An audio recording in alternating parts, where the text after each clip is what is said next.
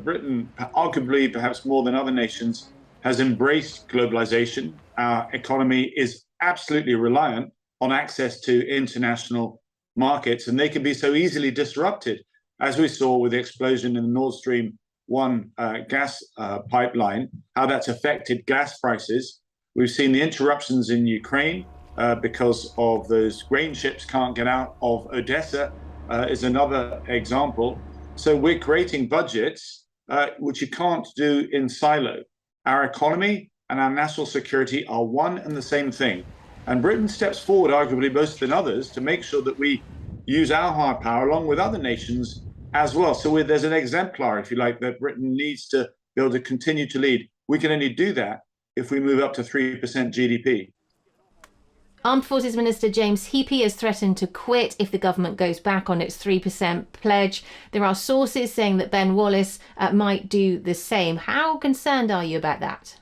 Well, I'm hoping it won't get to that. I'm hoping that I can persuade, as they will as well, I'm sure, my parliamentary colleagues and indeed government on that symbiotic relationship between our economy and indeed our security.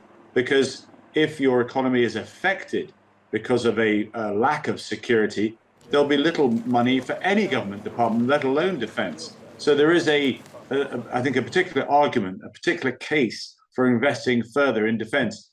Particularly, let me take a step back from Ukraine. Our world is getting more dangerous, not less, and we need to wake up to that.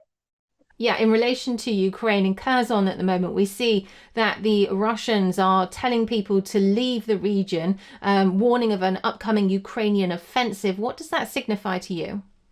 I'm very concerned now that we're entering a very dark chapter in this war. Putin went into Ukraine knowing that if he were to fail, it could be a turning point for him in his presidency. And I worry now that he's got his back up against the wall.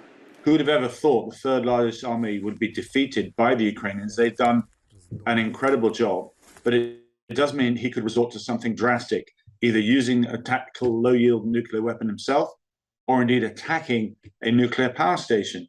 We need to think very carefully and even spell out in public what our response would be, because we are heading towards a Cuban Missile Crisis moment, and we can't blink.